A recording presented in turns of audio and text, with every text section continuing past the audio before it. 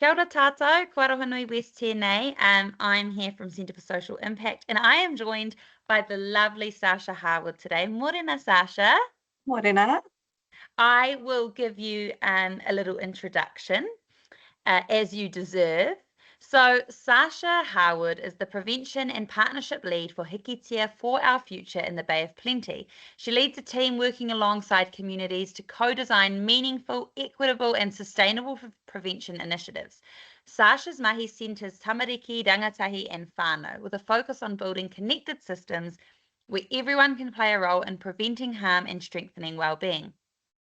Sacha brings experience from community leadership, youth justice, communications, and international volunteer work, shaping a commitment to social justice, LGBTQIA plus inclusion, and community-led change. With a background in child and adolescent psychology and ongoing study in psychology, she takes a strength-based approach grounded in partnership, mana-enhancing practice and collective impact. As a mum of one bubbly 6-year-old son and a blended family with a 10-year-old stepson, Sacha is dedicated to supporting futures where rangatahi and their whānau can thrive with dignity, connection and hope. When she is not at mahi, you can find Sacha connecting with Papatūānuku, hiking, camping, exploring the garden and renovating their home. Wow, what a beautiful introduction for you, for a beautiful person, Sacha. How are you this morning? Good. I think that's the first time I've ever heard somebody introduce me. It's quite cool to hear like a summary of my professional life and a little bit of my personal life all wrapped up. Yeah. Exactly. You sound great. So let's dive into some questions. We're really lucky and grateful to have your pukenga, your skills, your mātauranga, your knowledge as part of our Pautuara leadership program this year. And so I have a little bit of some questions for you as a leader. How do you think leaders can actively check and challenge their privilege? And what are the benefits of that? And the reason I ask you this is Sacha and I caught up a few weeks ago and had an initial kōrero, and one of the things that really drew me to Sacha was this kōrero about understanding her own privilege and the journey she went on. And so I think for leaders, that's a really critical part of leadership, is knowing when and how we can check and challenge our privilege. Kia ora, thank you. So like we talked about last time, privilege for me has been a massive journey. Growing up, definitely was not aware of my privilege or my position, but I've been incredibly blessed, I think, to be in the social sector and to be around so many very strong wahine Māori who have challenged me in a really beautiful way. And I've had the privilege of being able to explore what my positionality is, the lens that I come into the mahi with.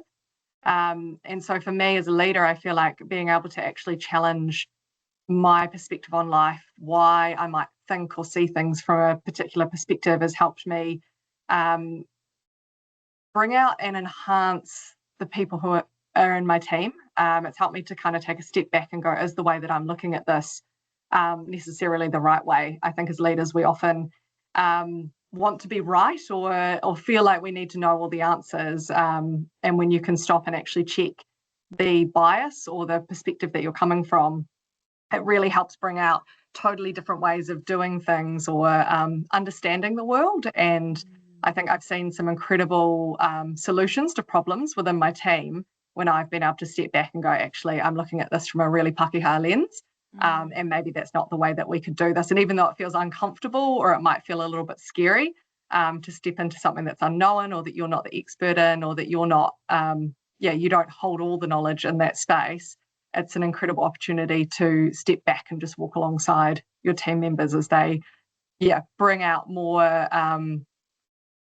depth and knowledge and this beautiful, wisdom that I don't always hold throughout different areas. So, I think as leaders, it's important to stop and do some of that internal work. And privilege isn't a bad thing. I think often we see it as this like dirty word. But it's not. It's really about understanding your positionality in the world, and to me, and packaged up nice and neatly. Yeah, and I think as a female as well in different industries, there have been challenges in that too. And so sometimes it's about holding those polarities, holding that there's two truths. I can be both privileged and also have faced challenges. Yes. And I think often when we talk about privilege, and I've talked about privilege a lot in my family, and people feel like, oh, well, but I've still struggled. And I often say, well, yes, that can still be true.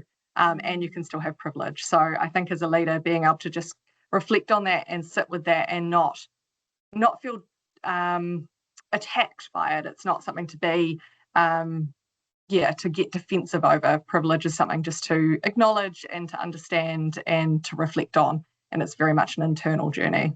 Yeah. That was a beautiful, articulate answer. I was just like locked into your whole kōrero, and I think a lot of leaders would really benefit from hearing that. Just knowing when to take off those goggles of bias that we sometimes view the world through. And also just love that beautiful kōrero that came through about trusting your team. You know, you can be a leader and still not have all the answers. And so knowing when to, really trust other people with lived experience and all of these things to hold that space. So me mihi ka tika ki a koe. I loved that kōrero. Following on from that, just from your kōrero, it sounds like you lead from a real values based, place. Your leadership is really grounded in values. And so I just want to reflect on that and ask, what does it look and feel like to lead from that values based perspective? Cool. Values it's a challenging one sometimes as a leader. I think we come into organizations and they have a set of values. We've got our own personal values, and then every team member has their own values that they're living by. And I often think about it in the similar way that we're navigating values in relationship with one another, whether it's friendship or romantic or family relationships. A workplace is really no different in that you come into it with your own, the things that are very important to you, the things that are just the non-negotiables. And working, I think, especially in the social sector, and I'm sure this applies to lots of sectors, but I see it a lot in the social sector, is that people come into the work with such deep passion and value, and often from a lived experience perspective too. So for me, leading from a values-based perspective is knowing and understanding what is important to me and what are my values, and then how to honor other people's values simultaneously. It can be it can be challenging because in teams, probably what I've noticed when the most conflict happens or the most resistance happens is when we are asking people to do things against their values or that don't align with their value. And so I've spent a lot of time bringing teams together, focusing on the values that we all share. What are the things that ground us? And then what are the values of the kaupapa, and what are we trying to achieve? And then, really, really understanding ourselves and our values. And it comes back to what I was saying before around doing that internal work and understanding who you are and what matters to you. For me, I really value family. And so within my team, I think it's important that people don't feel like they have to come to work and take off their family hat, because they are a whole person when they walk into the workplace. They aren't this person who switches off one thing and switches into work mode and then switches it back on when they leave. So being able to honour and understand that there's some fluidity in the way that we work, and that people bring their whole self into that work. And through that, they bring so much more into the job, and they're so much more willing to do what it takes to bring the work to life. Is when you're anchoring into those values and what's really important to people and important to yourself. I think when I'm working in something that's really aligned with my values, I feel so much more passionate about it. I feel so much happier. I want to go to work, and I'm excited to see the progress happen. And so working from values to me is almost a non-negotiable, really. Beautiful.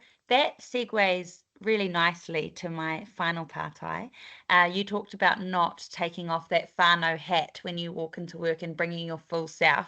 You yourself are a mama, and that's a big balancing act, being a leader and a mama simultaneously. How do you manage being an effective leader whilst also holding that emotional capacity to show up as a parent? Absolutely. I think that's something that I feel like I've never nailed, and I will continue to always try to do better at. But at the same time, I've learned to give myself so much more compassion and grace. I think for me, having my son and being a mum has helped shape who I am as a leader. It's helped me to do a lot of the deep work that I needed to do, and to allows grace and opportunity within my team and not feel like I have to hold everything, because I can't. I've got so many competing priorities, but that doesn't necessarily mean that I do badly at any of them. It just means that the ebb and flow of my week and my days sometimes looks different. My Mondays might look different to my Thursdays. And as a leader, I've learned to know when it's important to really step in and step up at work. And when there's times of flow where I can step into being a mum and lean into my role within my family, and having community, like we were talking about before, and my son wanting to go hang out with his nana last night, and me thinking, actually, that's a great opportunity for me to just get a bit more sleep and be able to be clear-minded for today with a lot of hui. For me, it's leaning into that community. I'm very, very grateful for the community I have, for my partner, and for my extended family, and they all step up and they all help out. And there's been moments where I've had to call up friends and say, hey, can you come and pick up my son from school for me? I'm running late from a meeting and I'm just really stuck and I just can't get there. And I've always really been blessed with the amount of community that I've had to be able to call on. So the whole "it takes a village to raise a child" for me feels 100% true. And I think it just continues to add constantly to the mahi that I do, and it gives me purpose in it. And I love being able to bring my son to work with me. And he came home the other day and he said to me, "Oh, Mum, your work is you help kids to not hurt each other, eh?" I was like, well, yeah, I guess that's like a really nice short summary of some of the work that I do. And then he launches into this big story about a boy at school, and so we talked through it, and I said to him, well, who have you sought help from, and have you actually talked to this boy about what's going on for you and how you're feeling? And he came back a few days later and went, Mum, I'm actually friends with him now, and now he's hanging out with us, and I just had to tell you.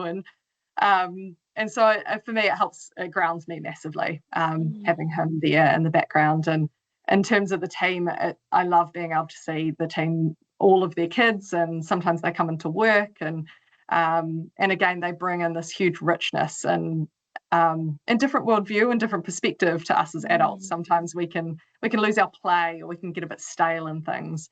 And I think being able to, the team members without kids also love having the kids around, and and just kind of brings out a different energy into the room that I think sometimes we desperately need when we get a bit tired and drained and the energy gets low. The kids always bring that back. Yeah. For sure. How lovely. It's just such a beautiful reminder that we're human, and to hold that humanness and to let it be in these spaces. Being a leader is not about being a robot. You can, hold that emotional capacity to be a mama. And I love that comment about community, how important community is, the real value that community brings to our lives. Not only, helping out with picking up your son and sharing the load of parenthood, but even as a leader, it's so important to have such a solid community around you for when you struggle with burnout and when things are really full on at mahi.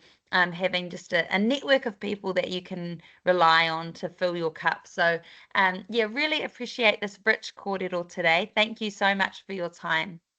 Thank you so much. I appreciate it. Ka kite.